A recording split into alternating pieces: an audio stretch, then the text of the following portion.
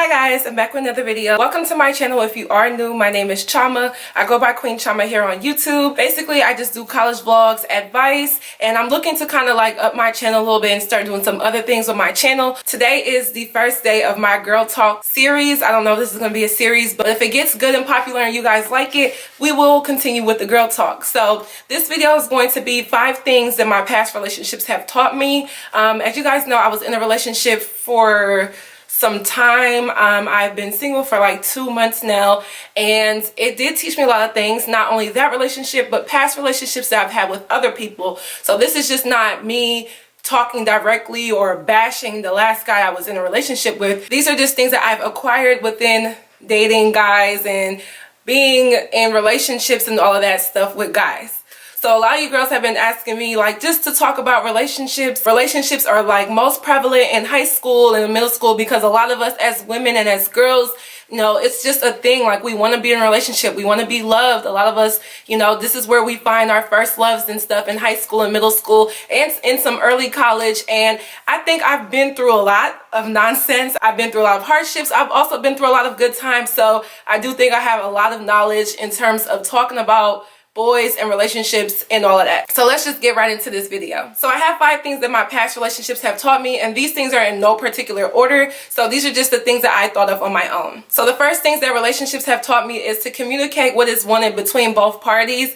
I feel like I've been in a lot of situations where I really wanted more, and the guy really didn't even care about me. He didn't care if I was dying. He didn't care if I was having an asthma attack. He didn't care if I was broke. He didn't care nothing about me. All he wanted to do was either have sex with me or just use me, because I think I'm a very giving person. In the video that I talked about the guy who cheated on me with a 14-year-old, he was the definition of a leech. I mean, the guy used me a lot. He used me for car rides. He used me to take him anywhere. He used me for sex and all of that type of stuff. And it is embarrassing. It's really like shaming. You do feel very, very used, and that's like the worst thing. So I feel like when you're in a relationship, the first thing that you want to do is communicate what is wanted between both parties. I have skipped this step so many times and it has never ended up good. If I don't sit down and the first thing I ask you, or within the first week or 2 of talking, I don't ask you like, hey, like, what are you even trying to get out of this relationship, or what are you trying to get out of talking to me, and they can't tell me something that matches or is compatible with what I want, it never ends up well. Back in February, I made that video about, you know, caught him cheating on Valentine's Day.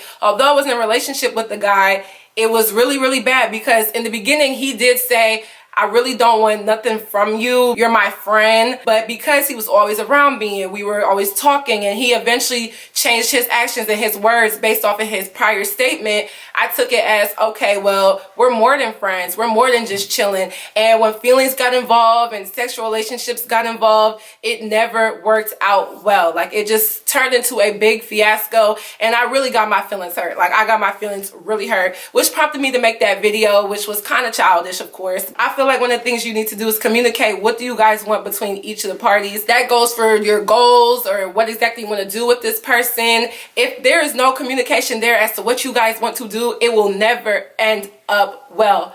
I promise you. I've been in a relationship where a guy was talking to me and he said he was looking for a relationship and I was looking for one too, but he didn't tell me that he was looking for a short-term thing. I was thinking more long-term. So think about it. If you guys are kind of on the same page but not on the same line on that page, it still won't work out. So always keep that in mind as well. The second thing that relationships and boys have taught me is to don't feel guilty about being yourself. This used to get to me a lot, and it kind of makes me want to be emotional. A lot of guys used to tell me that I'm too this or I'm too that, or I don't have enough this, and it used to really blow my self-esteem. Like, on some real stuff, it used to blow my self-esteem.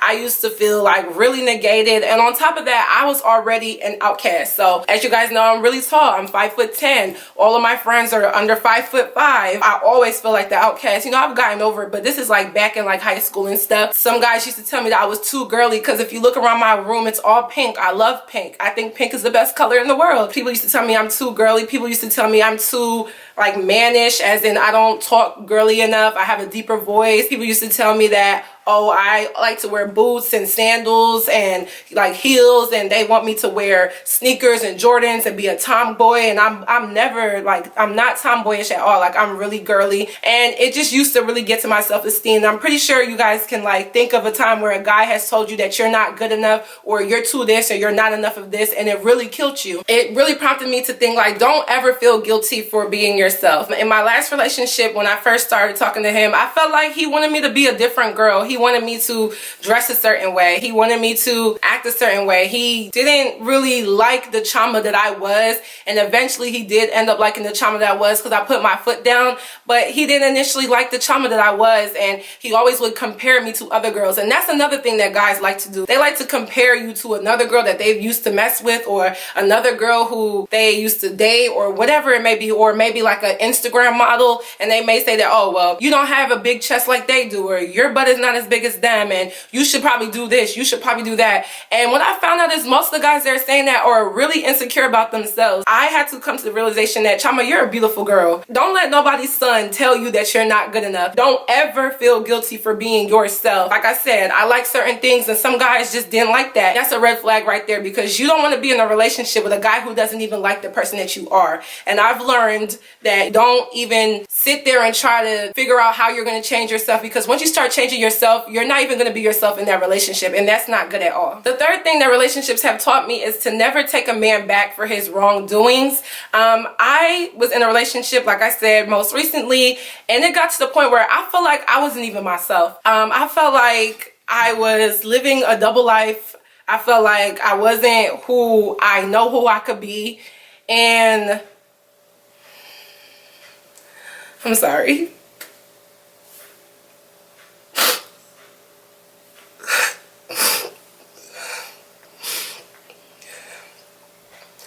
I'm gonna be okay. I'm just have to keep it real, you guys. My last relationship really took a lot out of me. A lot. Whew.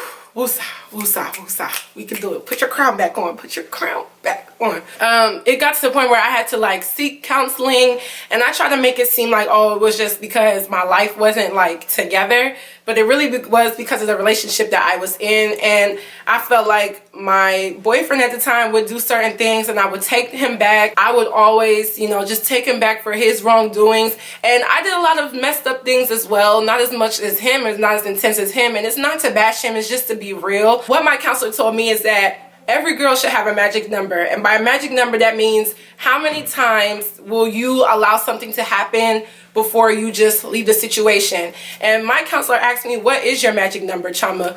And I said, it's probably infinite. Like, he would do things, I would get mad, and I would take him back. And that wasn't just that relationship, that was previous relationship. That was guys that I just talked to. They would do things, I would get mad, then I would just take them back, because I don't know what was going through my head, but I feel like sometimes when a girl takes a guy back, it's just, they're just afraid of their time being wasted. How's he just gonna come in here and waste my time? Like, no, we're not over yet. Like, we need to get this done, then you can go. And you're just wasting more of your time keeping him around, honestly. And I had to learn the hard way. It took going through some really drastic things that happened to me, not only with my last boyfriend, but other relationships, in order for me to get it like, this guy don't care about you, or this guy doesn't want to be with you, or this guy isn't the one for you, to really walk away. So my thing is, don't continuously take a guy back because of his wrongdoings. I know as women and as just females in general, it's just nature for us to like want to keep a relationship going, or to take a guy back, or, you know, be his provider. And if you feel like you're going away from him, you feel like he's gonna fail, or he's not gonna be the man that he's supposed to be. But that's not our job as girlfriends. It is our job to kind of uplift them and stuff like that and keep them on track, but to actually raise a man to be a man, we can't do that. My counselor said, Chioma, from now on, your magic number is 1.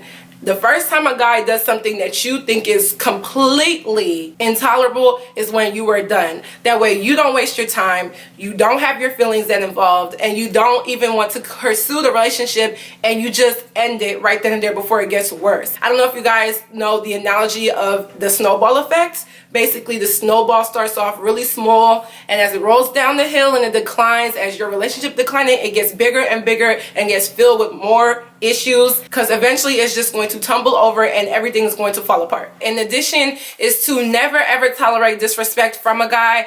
I cannot tell you guys how many times I've been disrespected by guys. I've had my ex-boyfriends tell me that the girls that they used to mess with before me were better. I've had my boyfriend who I was exclusive with tell his previous girlfriend that he didn't care about me, and he said like God knows that I don't care about her, just when I was with him like 2 days prior to when he said that. And then I had the girl like send me all the screenshots, and I was just so hurt because it's like, why even disrespect me like that? Like, why even give someone else an upper hand? I've had a guy call me all types of names. I've been in a verbally abusive relationship where I've been called every last name that you can think of. I've been called that. I just didn't get what it was that I was doing wrong, and I was trying to fix it because I'm the type of person who likes to rectify a situation before I walk away from it. But now I know like it's no point, because that guy will probably never change, and when he does, you'll be long gone in a happier relationship. So don't ever tolerate disrespect from a guy. That means cheating, that means lying, that means making you feel less of a woman, that means putting you out to be somebody that you're not. So don't even give them a reason to disrespect you. The fourth thing that my relationships have taught me is that a lot of guys aren't as mature as us women.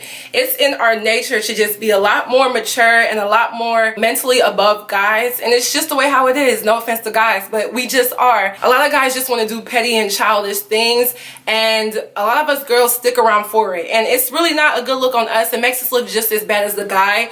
I've been in instances where a guy would just bash me on social media, or a guy would just disrespect me, terrible disrespect, and it's just because of their maturity levels not there. In my last relationship, I had a point where nonetheless he had that in his bio. Meanwhile, we're in a relationship and I am solely exclusive to him, and it was just really immature of him to even put that in there. And every single time I brought it up, like, why do you even have that in there? Like, why would you just take it out? It's just the same excuses. So then every single time I would ask him, like, why do you even have that in your bio? Like, why are you disrespecting me like that? Like, it was always the same excuse, like, oh, well, that's just how I feel. It's just what I want to put up there. It was just totally like really bad.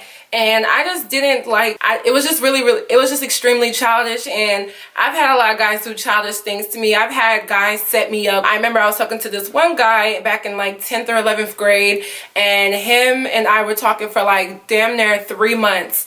And I'm thinking I'm about to be in a relationship with him, and he's, you know, really giving me that idea. He sets me up, to which his ex-girlfriend went into like my DMs and started like telling me to stop talking to him. And I'm not no scaredy cat, so I'm just like, so what are you gonna do? And she's like, don't worry about that. So long story short, she ended up calling all of her friends every day or every week for like a year. They kept like calling my phone, calling me ugly, telling me I was this and I was that, and it was just straight bullying. But it was really immature for him to do it that way. He lied about it. Like, he made it seem as if he didn't have any parts in it when he definitely did. How I knew it was a setup was because him and her made it seem as if they were going to get back together.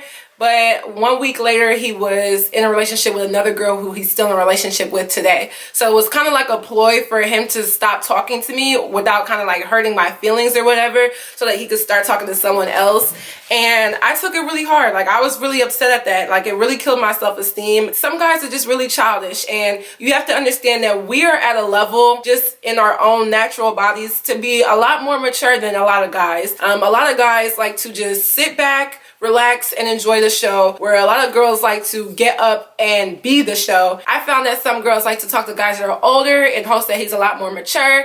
And to be honest, from my like experiences, I do think that is pretty true. I've recently started talking to a guy who was about, what, 4 years older than I am, and he's just at a different stage in life where he doesn't have time for the little boy shenanigans. You know, he hasn't given me any reason to think that he's really on games yet. I'm not saying go out and find a guy that's 5, 6, 7 years older than you, but at the same time, just know that guys are usually a lot less mature than us girls are. They want to sit around and do stupid things while we're ready to just be in the next step. The fifth and final thing that my past relationships have taught me is don't settle. Do not settle for what you think you can get by with. What I found out, even just being as young as I am, I'm only 19, I turn 20 next year.